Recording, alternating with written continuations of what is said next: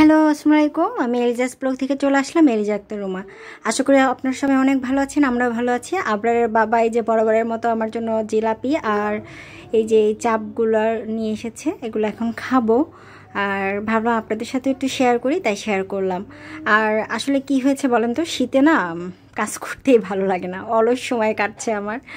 এই তো, আর গ্যাসও থাকে না, রান্নাবান্না সব কিছু এলোমেলো। আর এই তো, আর সারাদিন না, সারা সপ্তাহ ঘরের মধ্যেই থাকতে ভালো লাগে না। তো এই তো, আমরা এখন খাওয়া দাওয়া করবো। আর খাবার শেষে আমি পরবর্তীতে সকালে কি রান্না করি সেটাই আপনাদের দেখাবো, তো সাথেই থাকেন।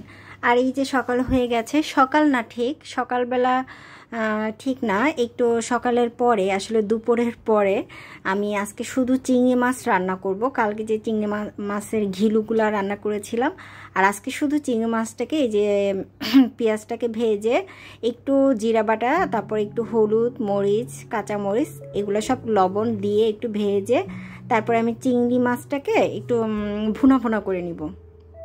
তো এটাই আজকের আমার রান্নাবান্না। তো যদি ভালো লেগে থাকে অবশ্যই আমাকে সাপোর্ট করবেন। আমি যদি কোনো ভুল ত্রুটি করে থাকি অবশ্যই ক্ষমা দৃষ্টিতে দেখবেন। আর এই যে এখন এই মশলাটা কষানো হয়ে গেছে, এখন আমি মাছগুলো দিয়ে দিলাম। যদি আমাকে ভালো লেগে থাকে অবশ্যই কিন্তু আমাকে সাবস্ক্রাইব করে আমার পাশে থাকবেন, আমাকে অনেক অনেক ভালোবাসা দিবেন।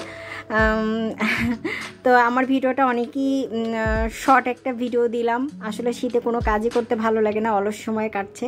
তো আপনাদের কেমন সময় কাটছে অবশ্যই জানাবেন। আর আমি যদি কোনো ভুল ত্রুটি করে থাকি প্লিজ প্লিজ প্লিজ আপনারা আমাকে ক্ষমা করে দিবেন এবং আমাকে অনেক অনেক ভালোবাসা দিবেন ক্ষমা করে। তো আজকের ভিডিওটা কেমন লাগলো সেটা অবশ্যই জানাবেন। যদি ভালো লেগে থাকে অবশ্যই আমার এই চ্যানেলটাকে সাবস্ক্রাইব করে আমার পাশে থাকবেন। এবং যেহেতু প্রতিদিন ভিডিও দিতেই হবে তাই ছোটোখাটো ভিডিও শেয়ার করছি, যেহেতু আসলে শীতে রান্না করতে ভালো লাগে না, কি করব, তো ভাবলাম আপনাদের সাথে শেয়ার করি। তো আজকের ভিডিওটা এখানেই শেষ করব, রান্না হয়ে গেছে এই যে দেখেন।